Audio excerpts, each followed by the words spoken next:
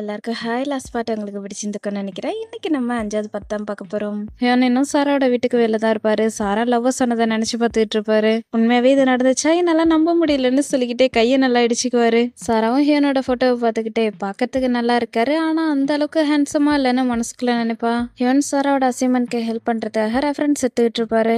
இப்பதான் 2 பேரும் லவ் பண்ண ஆரம்பிச்சிட்டாங்களே, அசைன்மெண்ட் அண்ட் டேட்டிங் ரெண்டுத்தையும் ஒன்னா பண்ணிட்டு இருப்பாங்க.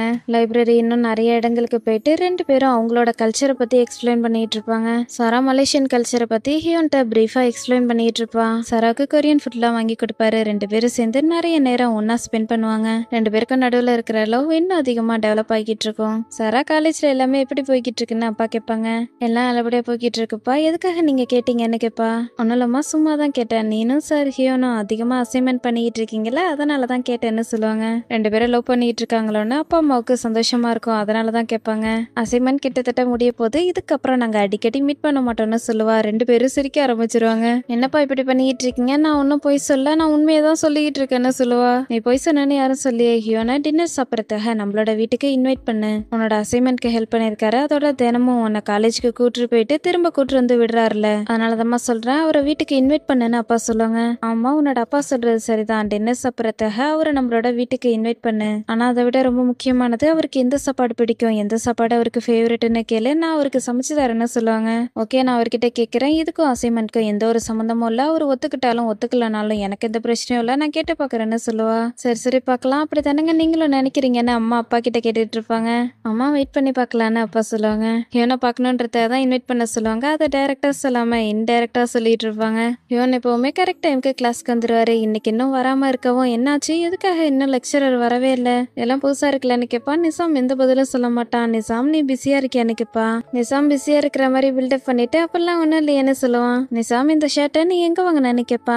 என்னாச்சு, என் ட்ரெஸ்ஸுக்கு என்னன்னு கேட்பான். சும்மா தான் கேட்டேன்னு சொல்லுவா. உனக்கு என்ன பிடிச்சிருக்கு தானே, அதனால தானே இப்பெல்லாம் கேட்டுக்கிட்டு இருக்கேன்னு கேட்பான். இந்த உலகத்துல எக்கச்சக்க பசங்க இருக்காங்க, நான் இதுக்காக உன்னை செலக்ட் பண்ணும், எனக்கு பிடிச்சவங்க யாரும் இல்லைன்னு நினைக்கிறியா, என்ன மாதிரி இருக்கிறவங்க நிறைய பேர் இருக்காங்க, அவங்கள தான் நான் செலக்ட் பண்ணுவேன்னு சொல்லுவா. இவங்க பாட்டுக்கு காமெடி பண்ணி பேசிட்டு இருப்பாங்க. சாரா இதெல்லாம் கண்டுக்க மாட்டா. ஹியோனா என்ன காணும்னு வெளியே பார்த்துக்கிட்டு இருப்பா. ஹியோன் கிளாஸ்க்குள்ள என்ட்ரு ஆகிறத பார்த்ததும் இவ்வளோ நேரம் டல்லா தான் இருந்திருப்பா. ஹியோனை பார்த்த உடனே முகத்துல ஸ்மைல் வந்துடும். எல்லாரும் மன்னிச்சிருங்க லேட்டா வந்துட்டேன்னு சொல்லிட்டு சாராவை பார்த்து ஸ்மைல் பண்ணிட்டு இருப்பாரு. சாராவும் ஹியோனை பார்த்து ஸ்மைல் பண்ணிட்டு இருப்பா. சாராவை பார்த்ததுல கிளாஸ் எடுக்க வந்தோன்றதையும் மறந்துடுவாரு. அடுத்த சாப்டரை பார்க்கலான்னு சொல்லிட்டு போவாரு. இவங்க 2 பேரும் மாத்தி மாத்தி ஸ்மைல் பண்ணிட்டு இருக்கத நாராவும் நோட் பண்ணுவா, சாஃப்ரலும் நோட் பண்ணுவான். எதுக்காக இவ லூசு மாதிரி சம்மந்தமே இல்லாம சிரிச்சுக்கிட்டு இருக்கான்னு பார்ப்பாங்க.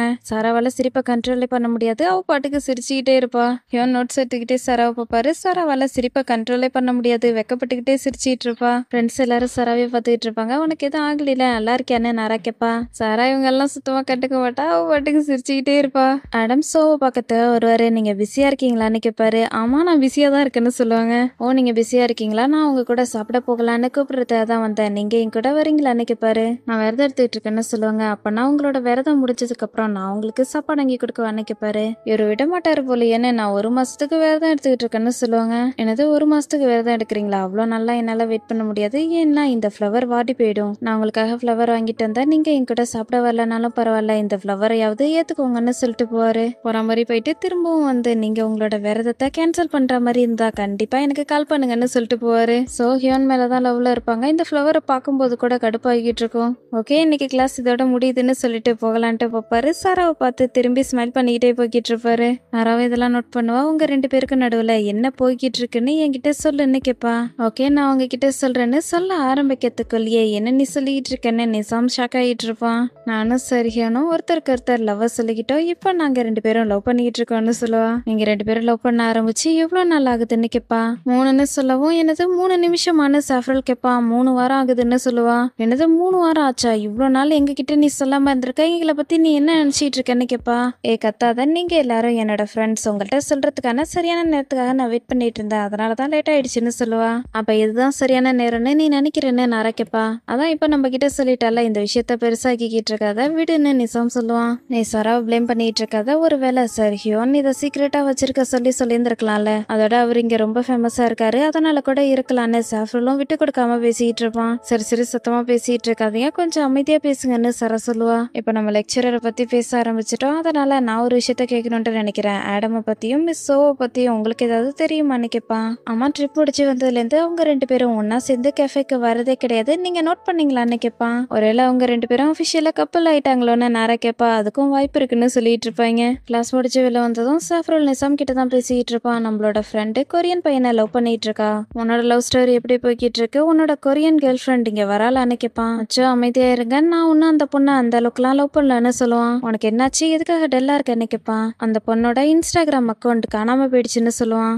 அல்லாக்கு தான் நன்றி சொல்லணும், இவனுக்கு சீக்கிரமாவே உண்மையை காட்டிட்டாருன்னு நாரா சொல்லுவா. அப்படின்னா அல்லா இவனை ரொம்ப லவ் பண்றாருன்னு நினைக்கிறேன், அதனாலதான் உண்மையை சீக்கிரமாவே சொல்லிட்டாருன்னு சாரா சொல்லிட்டு இருப்பா. விடுங்கப்பா, நான் தான் சொல்றேன்ல அந்த பொண்ணை நான் அந்த அளவுக்குலாம் லவ் பண்ணல, இதுக்கப்புறமேட்டுக்கு அந்த பொண்ணை பத்தி நான் யோசிக்க வேண்டிய அவசியம் இல்லைன்னு சொல்லுவான். ஆனா டல்லா தான் இது எல்லாத்தையுமே சொல்லிட்டு இருப்பான். இதுல இருந்தே தெரியும் அந்த பொண்ணை இவன் எந்த அளவுக்கு லவ் பண்ணிருக்கான்னு. உண்மைதான், நீ சரியான பிளே பாய், அந்த பொண்ணு போய் சொல்றவ, 2 பேருக்கும் நல்லா ஒர்க் அவுட் ஆகும்னு சாஃப்ரோல் சொல்லிட்டு இருப்பான். ஹியோன் சாராவை பார்த்துட்டு, சாரா இன்னைக்கு நான் உன்னை வீட்டுல ட்ராப் பண்ணவான்னு கேட்பாரு. ஆமா சார், சாரா உங்க கூட தான் வருவா, நான் கொஞ்சம் பிஸியா இருக்கேன், சாஃப்ரோல் நிசாம் 2 பேருக்கும் ட்ரைனிங் இருக்கு, அதனால நீங்க தான் சாராவை வீட்டுக்கு கூட்டு போகணும்னு சொல்லுவா. ஓகே, நான் சாராவை சேஃபா வீட்டுல கூட்டு போய் விட்டுறேன்னு சொல்லுவாரு. நம்ம 2 பேருக்கும் ட்ரைனிங்க்கு லேட் ஆயிடுச்சுல, வா போகலான்னு 2 பேரும் போய்கிட்டு இருப்பாங்க. இவங்க 2 பேரும் லவ் பண்றது எங்களுக்கு தெரியாதுன்ற மாதிரி தான் 3 பேரும் ஆக்ட் பண்ணிட்டு போயிட்டு இருப்பாங்க. என்னோட பேரண்ட்ஸ் உங்களை டின்னர் சாப்பிட்றதுக்காக வீட்டுக்கு இன்வைட் பண்ணிருக்காங்க, நீங்க வரீங்களான்னு கேட்பா.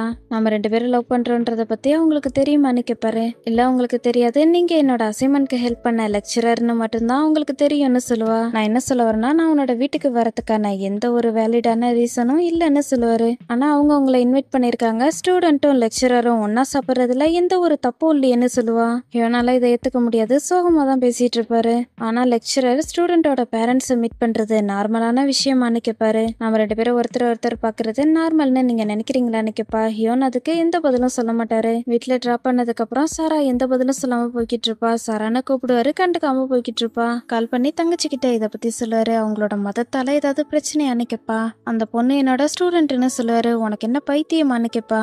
எனக்கு தெரியும், நான் அந்த பொண்ணை உண்மையா லவ் பண்றேன், நான் சீரியஸா இருக்கேன்னு சொல்லுவாரு. நீ உண்மையாவே அந்த பொண்ணை லவ் பண்றீன்னா நான் உனக்கு சப்போர்ட் பண்றேன், விட்டு கொடுத்துறாதன்னு தங்கச்சி சப்போர்ட்டிவா பேசுவா. ஓகே சிஸ்டர், தேங்க்யூன்னு சொல்லுவாரு. 2 பேரோட கான்வர்சேஷனும் கொரியன்ல தான் போய்கிட்டு இருக்கும். ஃபைனலி அசைன்மெண்ட்டை ப்ரெசென்ட் பண்றதுக்கான நாளும் வந்துடும். மலேசியா அண்ட் கொரியா கல்ச்சரல் எக்ஸ்சேஞ்சில் நான் சார் ஹியோனுக்கு நம்மளோட ட்ரெடிஷனல் ட்ரெஸ்ஸை இன்ட்ரடியூஸ் பண்ணேன்னு சொல்லி அவரோட போட்டோஸை காட்டிட்டு இருப்பா. எல்லாருமே ஷாக் ஆகி பார்த்துட்டு இருப்பாங்க. நான் சார் ஹியோன்ட்ட நம்மளோட கண்ட்ரிக்கும் அவங்களோட கண்ட்ரிக்கும் உள்ள டிஃபரன்ஸை எக்ஸ்பிளைன் பண்ணேன், அவ்வளோதான் என்னோட ப்ரெசன்டேஷன் முடிஞ்சிச்சுன்னு சொல்லுவா. மலேசியால நிறைய ரிலிஜியன் இருக்கு, ஆனா நீ எதுக்காக மலாயோட ட்ரெடிஷனல் அவுட்ஃபிட்டை செலக்ட் பண்ண? நம்ம கண்ட்ரில நிறைய ரிலிஜியன் இருக்கு, சைனீஸ் இருக்கு, இந்தியன் இருக்கு, இன்னும் எக்கச்சக்க ரிலிஜியன் இருக்கு, அதுல எதையும் செலக்ட் பண்ணாம பர்டிகுலரா மலேசியன் ரிலிஜியனை மட்டும் எதுக்காக நீ செலக்ட் பண்ண நினைக்கப்பாரு. இதுக்கு காரணம் நான் மலாயதனால மலேசியன் ட்ரெடிஷனலை பத்தி எனக்கு நல்லாவே தெரியும், அதனால தானே சொல்லுவா. அடுத்த முறை மலாய்க்கு பதிலா எல்லாரும் கேளுங்க, அடுத்த முறை மலாய்க்கு பதிலா வேற ஏதாவது புதுசான ஒரு ரிலிஜியனை பத்தி தான் நீங்க ஃபாரினருக்கு இன்ட்ரடியூஸ் பண்ணோம். ஃபாரினர்ஸ்க்கு மட்டும் இல்லாமல் உலகத்தில் உள்ள எல்லாருக்குமே, எல்லா நாட்டு மக்களும் ஒன்னா சேர்ந்து ஒற்றுமையாக நம்ம வாழ்ந்துகிட்டு இருக்கோன்றதை காட்டணும்னு சொல்லுவாரு. ஓகே சார்னு சொல்லுவா. சாரா உன்னோட ப்ரெசன்டேஷன் நல்லா இருந்துச்சு, நல்லா வேலை பண்ணியிருக்கேன்னு சொல்லுவாரு. எல்லாரும் கிளாப் பண்ணுவாங்க. சாராவுக்கு ஹாப்பியாக இருக்கும். சாராவோட கிளாஸ்மேட் வெளில வந்து காசி பேசிட்டு இருப்பாங்க. சாரா லக்கி அவளோட அசைன்மெண்ட்க்கு சார் ஹியோன் ஹெல்ப் பண்ணியிருக்காரு, ஆனால் மலேசியன் ட்ரெடிஷனல் ட்ரெஸ்ல ஒரு பார்க்கறதுக்கு கல்யாண பையன் மாதிரியே இருந்தாருன்னு சொல்லுவா. ஆனால் எனக்கு என்னமோ டவுட்டாக இருக்கு, பேன் அவனோட டாப்பிக்கை எக்ஸ்சேஞ்ச் பண்ணும்போது அவளோட எக்ஸ்பிரஷனை பார்த்தீங்களா? ஒருவேளை அவங்க 2 பேருக்கு நடுவில் ஏதாவது போய்கிட்டு இருக்கா என்னமோ, ஃபீல்ட் ட்ரிப்ல கூட அவங்க 2 பேரும் வித்தியாசமா நடந்துக்கிட்டாங்கன்னு சொல்லுவா. ஸோ இது எல்லாத்தையுமே கேட்டுக்கிட்டு இருப்பாங்க. நம்மளுக்கு பின்னாடி ஏதோ ஒரு கெட்ட சக்தி இருக்கிற மாதிரியே ஃபீல் ஆகுதுன்னு அந்த பொண்ணு சொல்லவும் ஸோ கிளம்பிடுவாங்க. ஃப்ரெண்ட்ஸ் எல்லாரும் கேண்டீனுக்கு வந்திருப்பாங்க. எனக்கு ரொம்ப ஹாப்பியா இருக்கு அசைன்மெண்ட்டை முடிச்சதை நினைச்சு, ஆனா டைம் ஃபாஸ்டா போய்கிட்டு இருக்கு, இன்னும் 2 மாசத்துல மிட் டர்ம் எக்ஸாம் இருக்கு, அசைன்மெண்ட்டை முடிச்சதை நினைச்சு எனக்கு சந்தோஷமா இருக்குன்னு சொல்லிட்டு இருப்பாங்க. நிசாம், நான் உங்ககிட்ட ஒன்று கேட்கணும், இந்த ஷர்ட்டை நீ எங்க வாங்கினேன்னு கேட்பா. சார் ஹியோனும் நீயும் டேட்டிங்க்கு போனீங்களா, அதே கடையில தான் நான் வாங்கினேன்னு சொல்லுவான். நான் சார் ஹியோன் கூட டேட்டிங்க்கு போனேன்றது உனக்கு எப்படி தெரியும்னு கேட்பா. 3 பேரும் மாத்தி மாத்தி ரியாக்ஷன் கொடுத்துட்டு இருப்பாங்க.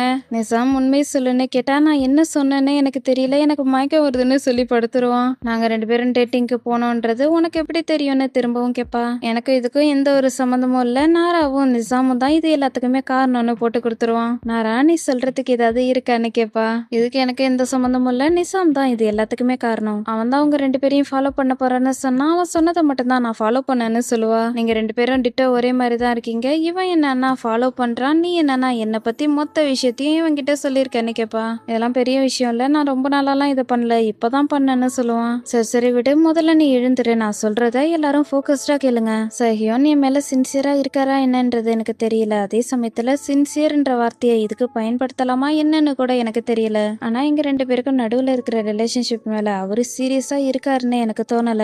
ஒருவேளை நாங்க 2 பேரும் புரிஞ்சுக்கிறது கொஞ்சம் வேற வேற மாதிரி இருக்கிறது கூட காரணமா இருக்கலாம். நாங்க 2 பேரும் ஒரே வேவ்லென்த்ல இல்லாதது கூட இதுக்கு காரணமா இருக்கலாம்னு சொல்லுவா. அவரு சீரியஸா இருக்காரா இல்லையான்றத நீ தெரிஞ்சுக்கிறது ரொம்ப முக்கியமானது. அவரோட போட்டோவை நீங்க பாத்தீங்களா என்னன்றது தெரியலன்னு சொல்லி ஒரு போட்டோவை காட்டிட்டு இருப்பான். சோ காஃபி வாங்கறதுக்காக வந்திருப்பாங்க. இவங்க எல்லாரும் என்ன பேசிட்டு இருக்காங்கன்னு கவனமா கேட்டுட்டு இருப்பாங்க. இந்த போட்டோவை பாரு, இதுல இருந்தே தெரியுது அவரு உன்ன எந்த லுக்கு லவ் பண்றாருன்னு பார்த்தாலே தெரியுது பத்தியான்னு சொல்லிட்டு இருப்பான். சோ காஃபிக்கு பே பண்ணிட்டு இவங்க என்ன பேசுறாங்கன்னு கேட்டுக்கிட்டே வந்துட்டு இருப்பாங்க. சேஞ்ச் கொடுப்பாரு, வேணாம் நீங்களே வச்சுக்கோங்கன்னு சொல்லிட்டு வருவாங்க. எதுக்காக நீ சவுண்டா பேசிட்டு இருக்க, இதை பத்தி மத்தவங்களுக்கு தெரிஞ்சிச்சுன்னா இவங்க 2 பேருக்கும் பிரச்சனை ஆயிடும்னு சொல்லிட்டு இருப்பா. எதுக்காக நீ ரொம்ப பயந்துகிட்டு இருக்க, ஸ்லைட பத்தி ஏதோ சொல்லணும்னு சொன்னியா, அதை பத்தி சொல்லுன்னு நிசாம் கேட்பான். நீ ப்ராஜெக்டை சப்மிட் பண்ணும்போது அந்த ஸ்லைடுல ஹியோனோட போட்டோவை சப்மிட் பண்ணியிருந்தில, அதை பார்க்கும்போது ஆடம்க்கு ஏன் டவுட் வரலன்னு கேட்பா. நீ எந்த பக்கம் இப்ப பேச வர, அவளுக்கு பிரச்சனை வரக்கூடாதுன்னு நினைக்கிறியா இல்ல பிரச்சனையை கிரியேட் பண்ண பாக்குறியான்னு நிசாம் கேட்பான். நாங்க 2 பேரும் ரொம்ப நாளாலாம் டேட் பண்ணல, அதோட என்னோட பேரண்ட்ஸை மீட் பண்றதுல அவருக்கு விருப்பம் இல்லைன்னு சொல்லுவா. எனது பேரண்ட்ஸை மீட் பண்ணுமா, நீங்க 2 பேரும் லவ் பண்றீங்கன்றத பத்தி உன்னோட பேரண்ட்ஸ்க்கு ஏற்கனவே தெரிஞ்சிச்சான்னு கேட்பா. அப்பெல்லாம் இல்ல, என்னோட பேரண்ட்ஸ்க்கு இதை பத்தி எதுவும் தெரியாது, அவங்கள பொறுத்த வரைக்கும் அவரு என்னோட லெக்சரர், நான் அவரோட ஸ்டூடெண்ட், அவ்வளவுதான்னு சொல்லுவா. அச்சச்சோ, காதலால உனக்கு கண்ணு தெரியாம போயிடுச்சு சாரா நட்டாஷா. பாரு, காதலால இப்போ உன்னோட பேரண்ட்ஸ்க்கு நீ உண்மையா இல்லைன்னு சொல்லுவான். அப்பெல்லாம் இல்ல, நான் அவங்க கிட்ட சொல்லன்ட்டு தான் நினைச்சேன், அதுக்கான சரியான நேரத்தை தான் பாத்துக்கிட்டு இருந்தேன். ஆனா இப்ப அவங்க கிட்ட நான் சொல்லக்கூடாதுன்னு முடிவு பண்ணிட்டேன். எங்க 2 பேருக்கும் நடுவில் உள்ள லவ்வ நான் முடிச்சுக்க போறேன்னு சொல்லுவா. ஃப்ரெண்ட்ஸ்க்கு இதெல்லாம் கேட்கும்போது ஷாக்கிங்கா இருக்கும். பொண்ணுங்க ரொம்ப காம்ப்ளிகேட்டடானவங்கன்னு நாரா சொல்லுவா. இப்போது என்ன தூங்க விடுங்க, நான் தூங்க போறேன்னு சொல்லிட்டு நிசாம் படுத்துருவான். மேடம் சோ எல்லாத்தையும் கேட்டு முடிச்சுட்டு இப்போ வந்து சாரா கிட்ட பேசலான்ட்டு வருவாங்க. சாரா, நான் உங்ககிட்ட தனியா பேசணும் வான்னு சொல்லுவாங்க. என்னவா இருக்கும், எதுக்காக கூப்பிடுறாங்கன்னு எல்லாரும் முடிச்சிட்டு இருப்பாங்க.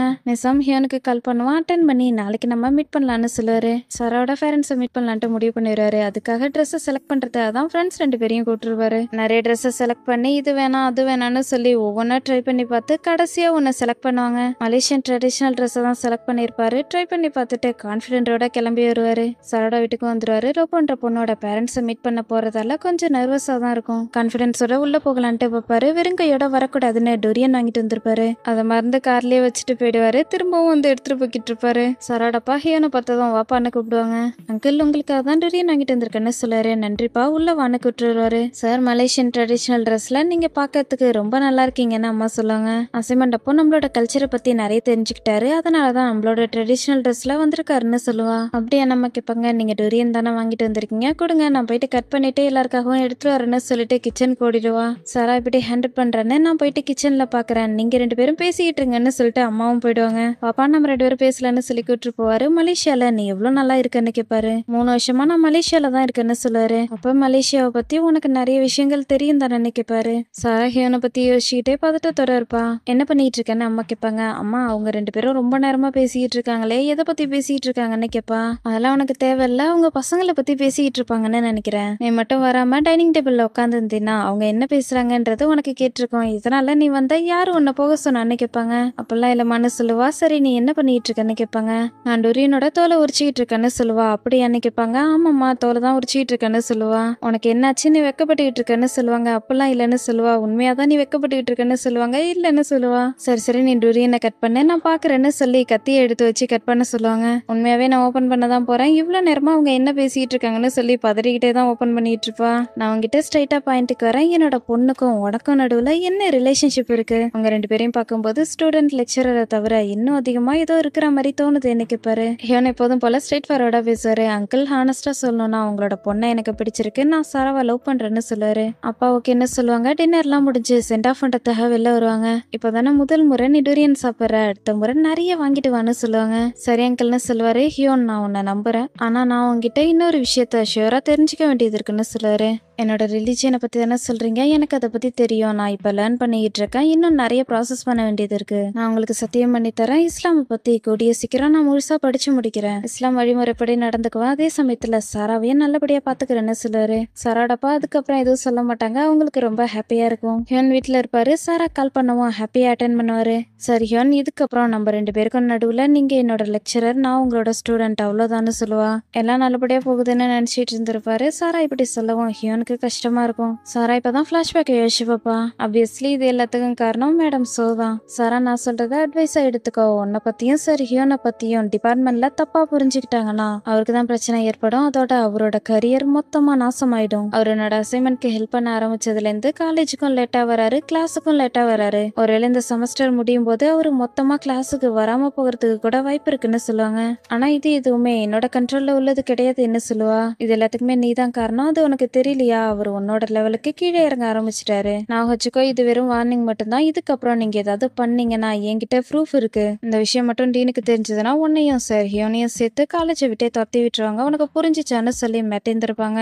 ஹியோனுக்கும் தன்னோட ஸ்டடீஸ்க்கும் எந்த ஒரு பிரச்சனையும் வந்துடக்கூடாதுன்றதாலதான் சாரா பிரேக்கப் பண்ணிருப்பா. இப்ப ஹியோனை பத்தி யோசிச்சுக்கிட்டே அழ ஆரம்பிச்சிருவா. ஹியோனும் ஃபீல் பண்ணிட்டு இருப்பாரு. இதோட இந்த எபிசோட் முடியுது. இந்த எபிசோட் உங்களுக்கு பிடிச்சிருந்துக்கும்னு நினைக்கிறேன். பிடிச்சிருந்தா மறக்காம லைக் அண்ட் சப்ஸ்கிரைப் பண்ணுங்க. நெக்ஸ்ட் பார்ட்ல பார்க்கலாம். தேங்க்ஸ் ஃபார் வாட்சிங்.